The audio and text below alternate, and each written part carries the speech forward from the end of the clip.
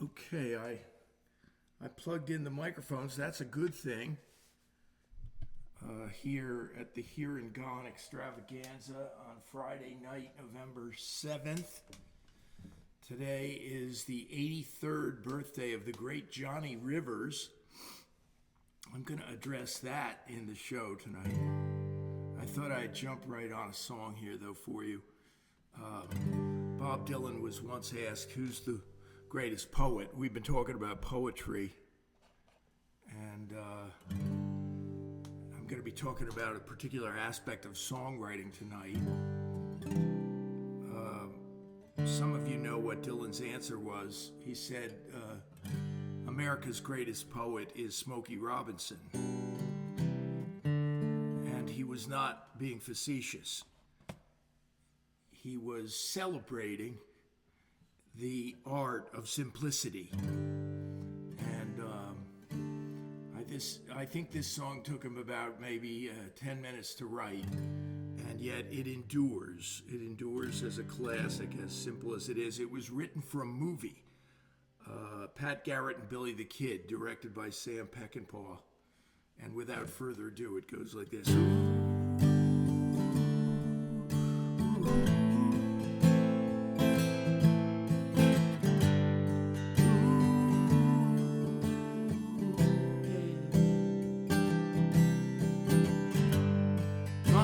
Take my beds off of me.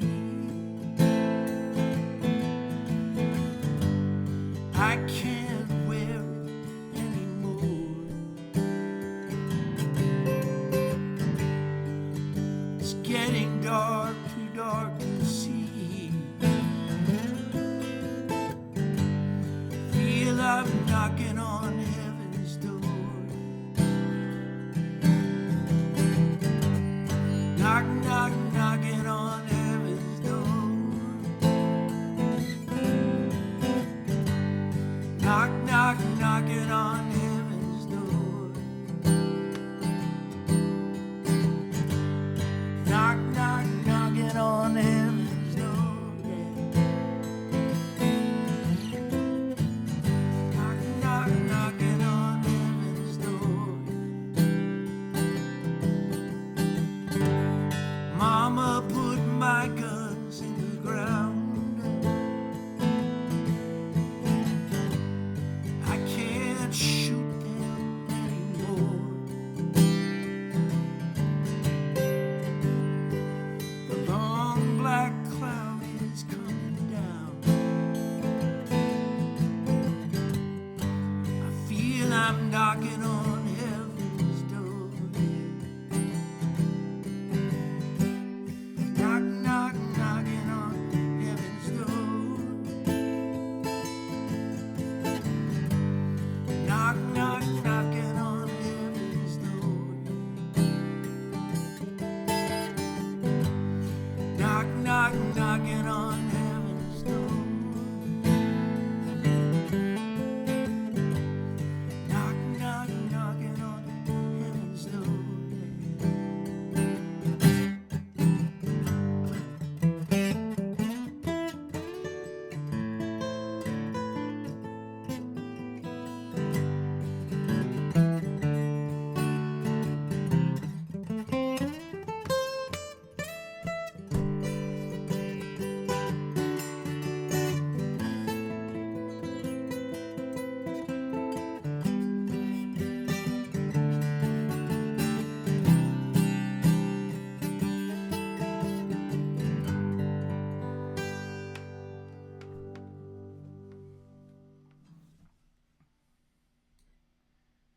That is a scene in which Slim Pickens is dying from a gunshot wound. And that entire song is played over this little montage that Peckinpah created.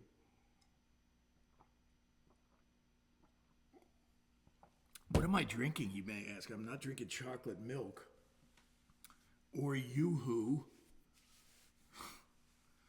There was a drink called that. That's actually, oh, you don't want to know. It's cream soda with coffee in it. Oh, I've been thinking of this James Taylor song. Oh, I forgot, and I wanted to mention that 2 days ago, I dreamed I was playing "Knocking on Heaven's Door" with Dylan playing my Martin, and what's his name from the Grateful Dead, Bobby Weir, playing drums on it. We did the whole song. You usually don't even get through a song in your dreams. I was playing my electric guitar, Sunrise, which is right next to me here. And then last night, I dreamed that I had James Taylor over after a concert to stay at my parents' house, the farm, and I was just looking for a guitar because I wanted to play him something, and I couldn't find a guitar. And somebody handed me this weird spacey instrument that was like an 8-stringed instrument with a body like a gourd, which the guy like from Los Angeles, Tabla Harris, played. And you can't play things in your dreams normally. Do you guys experience that, you people who play? And I could play it. I played it, and the music that came out of it was beautiful. But one thing that didn't happen was I really could not play a song. Okay? But this song by James Taylor was on my mind. And it's a closet classic, a beautiful little song. It was on one of his most popular albums. I believe it's on the JT album. So people know it in that regard. And it's just a little interior monologue. And I've got the lyric on my phone, so if you see me leaning over. Need a reason to be here, hoping to find it tonight, walking along on Broadway, watching the people, watching the town go down.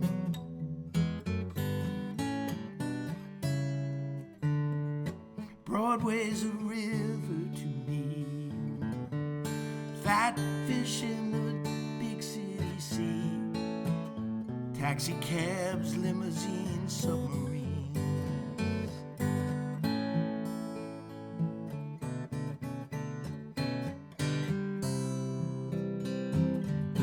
Got my mind on a sweet dream, keeping my eyes on the street scene, 'cause I'm open for love in the middle of town tonight. Had my fill of self-pity, brought all my blues, I'm waiting for love in the middle of town tonight. See me waiting on you to smile back on me, child.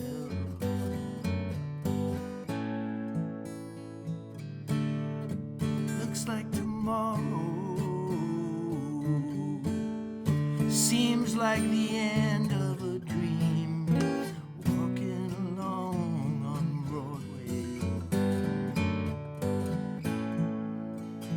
The morning light, it's a dream, and I'm just a fool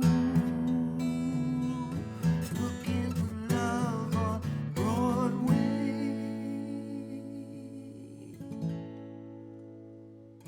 Yes, I did screw it up a little bit, but this is a live show, even though it's on tape when you see it on YouTube. But I don't stop the proceedings and go back and fix things, you know. So this is kind of like me playing in your living room or your kitchen or wherever you may be.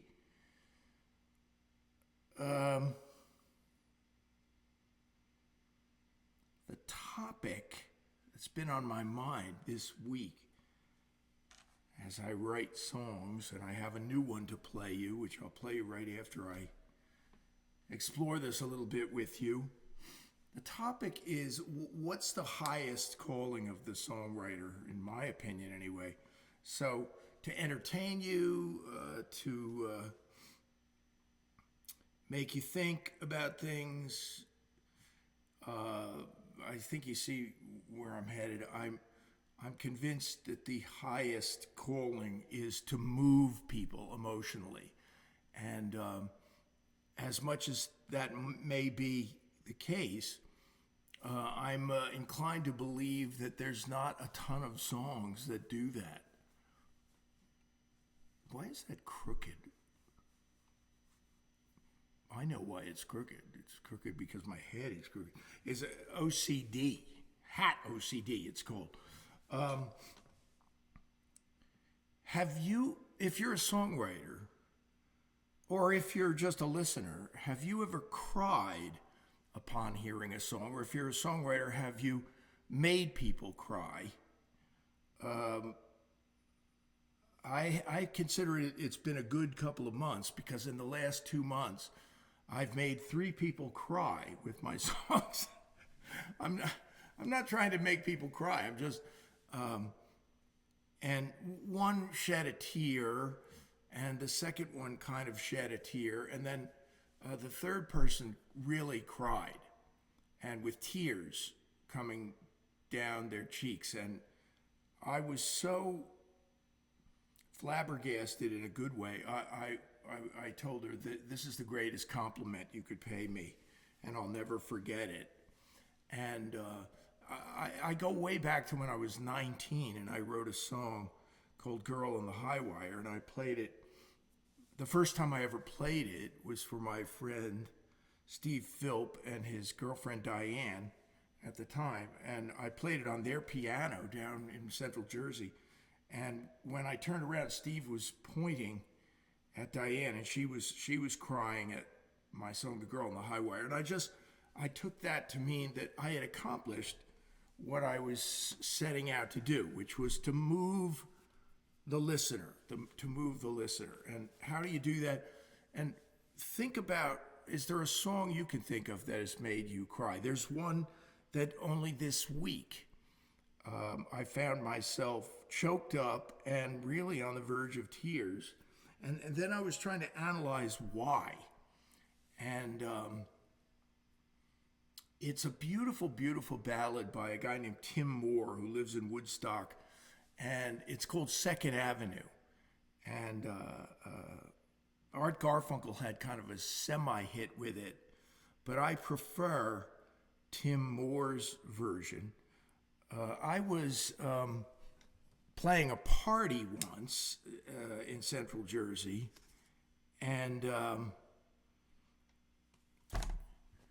there was a band that was hired that came down from Woodstock, and there was a guy who set up a battered old Fender Rhodes that was taped up with duct tape, etc. And somehow I found out it was Tim Moore, the writer. And I'm sure I spoke to him and told him how much I loved the song. But there's a point in that song that gets me every single time, and it's the bridge of the song. I can still see you standing there on the 3rd floor landing. The day you visited, you hardly said a word. And he says that in both bridges. And then Art Garfunkel, incomprehensibly, in his normal way of doing things his way, he changed the word to, the day you visited, we hardly said a word. And yeah, you can see why he would want to include himself in that, and that the relationship had come to a dead halt. But I reject that reasoning, and I think that Tim Moore was right in saying, the day you visited, you hardly said a word, okay? I'm going on the record. And then, outside it was raining, you said you couldn't be staying, which is not a perfect rhyme and would be rejected by the hoi polloi of Broadway, if you did that kind of rhyme. But it's a near rhyme. And then the line comes at the end of the bridge. I'll get choked up even as I say it now.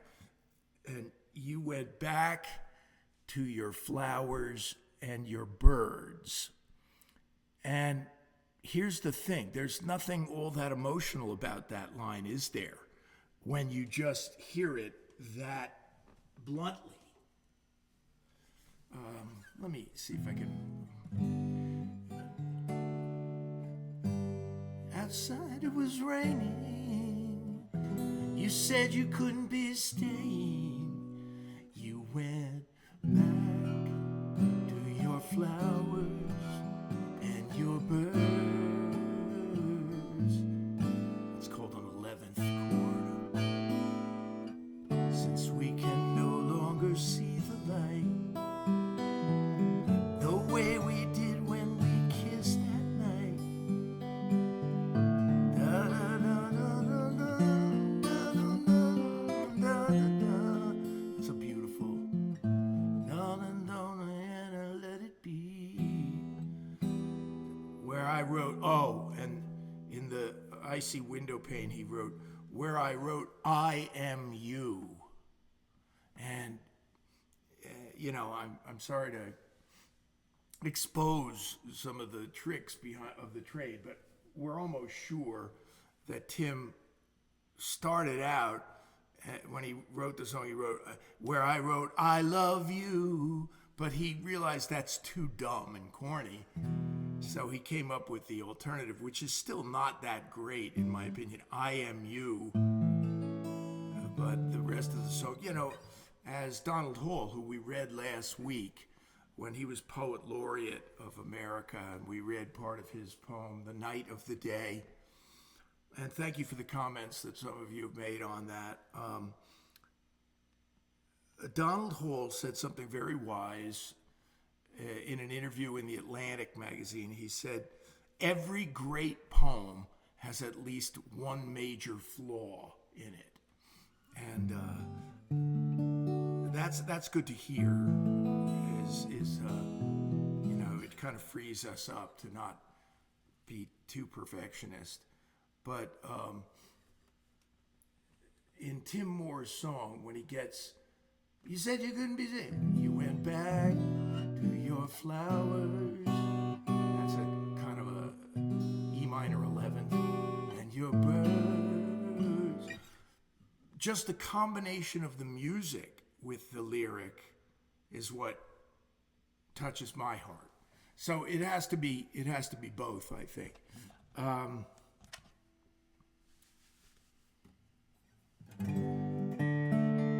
I'll play my new song now. It's not going to do the same thing for you as Tim Moore's brilliant song. But who knows? I hope you will be moved by it. It's called Suspended in Time. And only one person has heard it, and that's my friend Marty. I wrote it a couple of days ago or whenever. So it goes like this. Let me do the intro.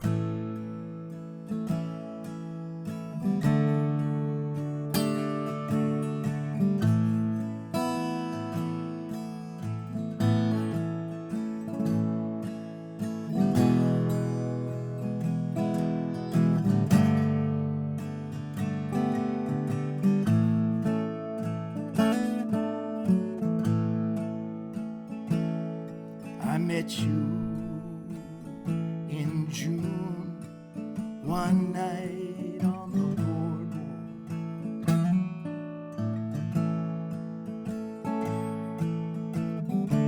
It took only 7 waves to know you were the one.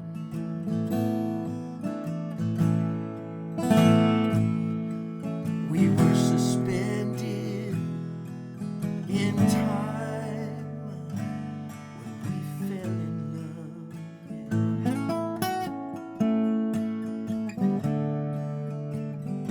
Life is as fast as a runaway freight train.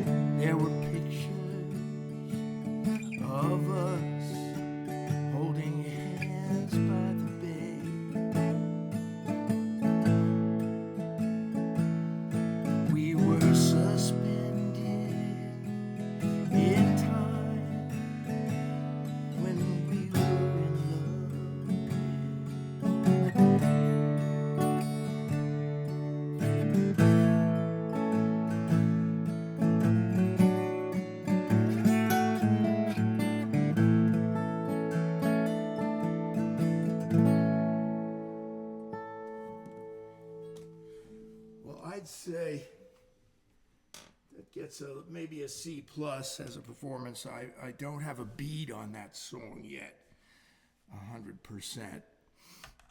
There are tempo issues, melody issues. I'm still working on it, but it's close enough to let you guys hear it.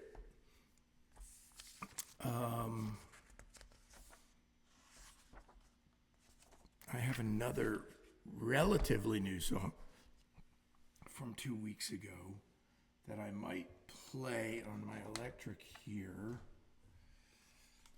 whose name, if you've been following things on the show, this is named Sunrise.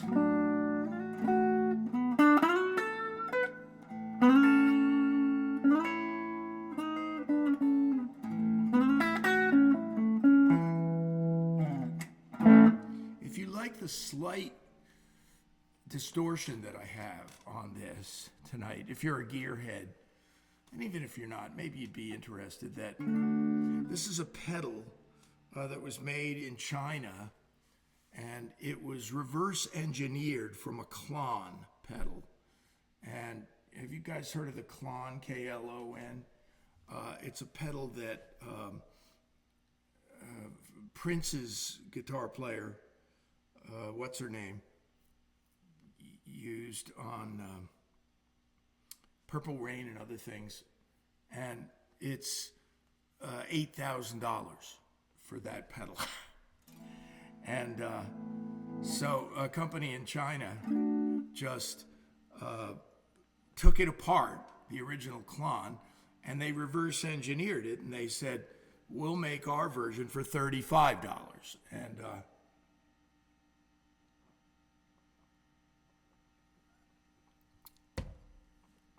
all I can tell you is I'm not going to get into all the issues of international trade and all that, but this is the best sounding distortion pedal I've ever had, and I've had a ton of them.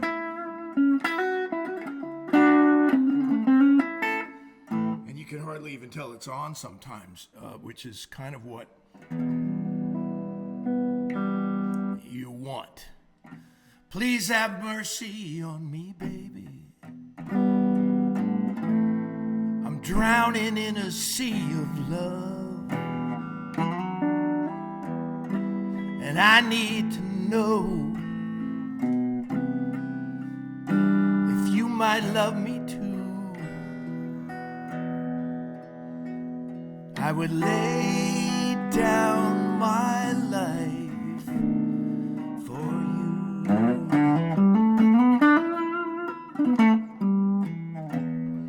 Lord, have mercy on me, yeah. It's a lesson sent down from above. Love is sacrifice, and believe me when I say it's true, I would lay down my life for you.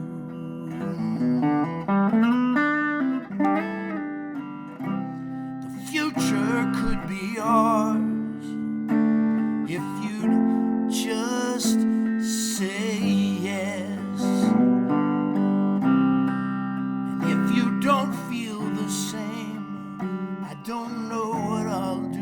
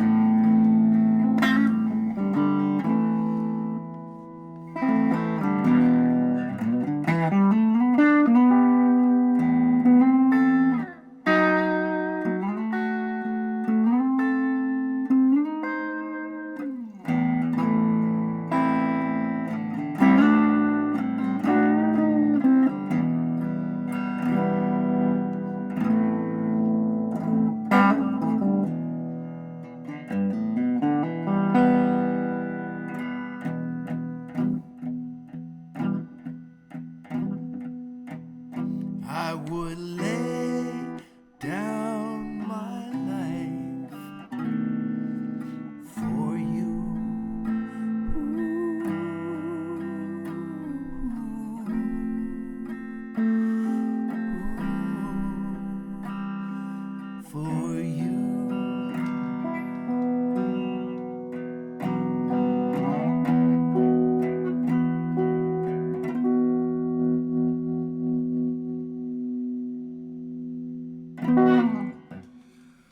Well, that's a segue that I will make out of that to tell you that I'm bringing my blues show back to Flemington, the beautiful Stangl stage, December 6th, and called My Way of Crying. It's a mere $10 to get in. The show starts at 7:30. You can find tickets online if you put My Way of Crying, Chip Murgott, and I'll be posting it on my Facebook page. Maybe I'll even post it here on YouTube too. And what else did I want to say? Well, Alan and Elizabeth LaBeouf are accompanying me again, as they did the first time, and I am thrilled about that. They're a very special duo and vocal blend. What did I say? I said I was going to acknowledge Johnny Rivers, who's done a lot more even behind the scenes than people realize. He's the one who discovered Jimmy Webb as a songwriter, and Jimmy lived at his house when he was 19 years old. Johnny let him use his car, which was like a 68 Camaro or something.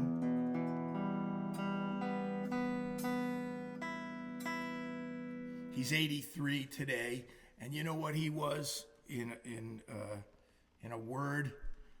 He was a hit maker, is what he was, and he just had the knack. And his hits, if anyone ever suspected that he might have a formula, he certainly didn't, because all his hits were completely different. He had Rockin' Pneumonia and Boogie Woogie Flu, which was completely different than Slow Dancing, which is one of the great records. That was written by Jack Temkin, who had a band called the Chesterfield Kings, as I recall. Johnny just kept discovering songs. Do you know that Johnny Rivers was the first one to record By the Time I Get to Phoenix? And I've heard that record on WDVR on Walt Hake's show. And she just didn't know I would really go. Yeah, that sounds strange, doesn't it? That's how Johnny did it, because Glenn Campbell was the one who invented the ending. She just didn't know I would surely go. Oh no, she didn't know I'd go. Kind of makes it, doesn't it? Makes that song, and Johnny's version was not a hit. Was it because of his ending? I don't know. I doubt it. I gotta tune this thing up. I almost used an obscenity there. I gotta tune this blanking thing up. No, I love my beautiful sunrise baby here.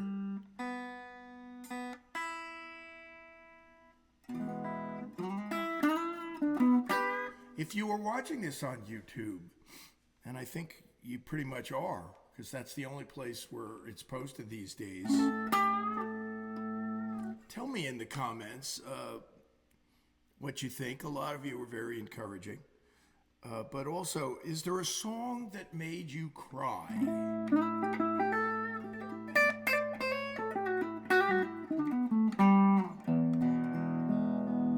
This one is not one of those. I'm going to end the proceedings tonight on one of the greatest blues ever recorded. And it was recorded by the great Jimi Hendrix. And many people say this is one of the first recordings Jimi Hendrix ever made with his trio. And many people say that if Jimi had chosen to retain the direction of just being a blues player, he would have been one of the greatest.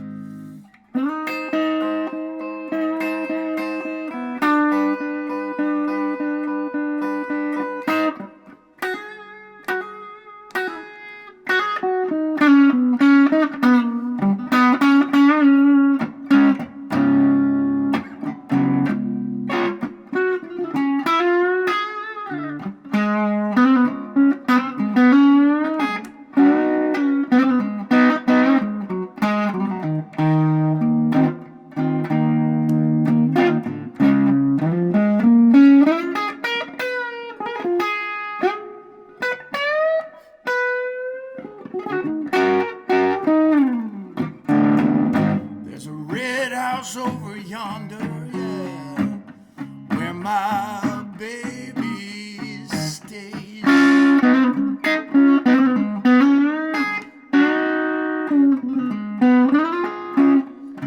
There's a red house over yonder where my baby stays.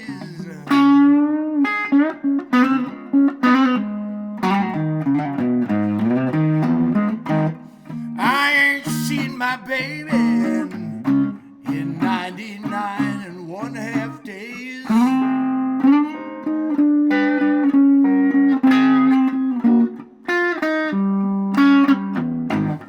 Now wait a minute here, my key doesn't unlock this door.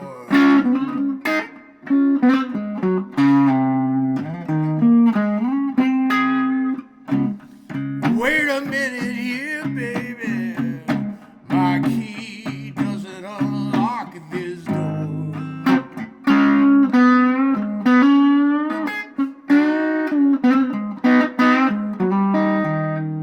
It seems like my baby, yeah, don't live here no more.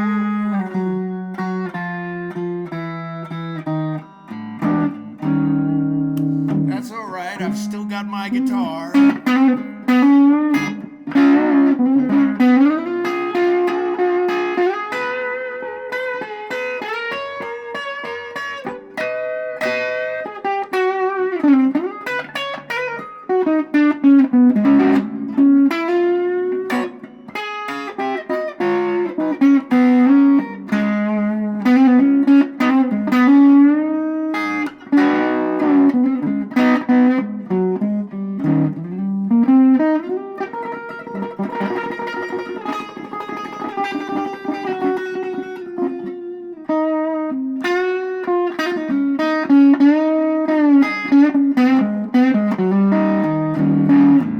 There's another house over yonder, way up on a hill, yeah.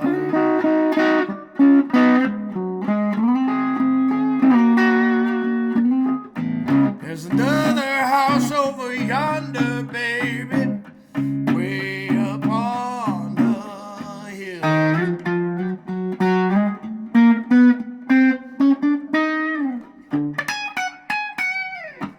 If my baby won't love me, no, I know her sister will.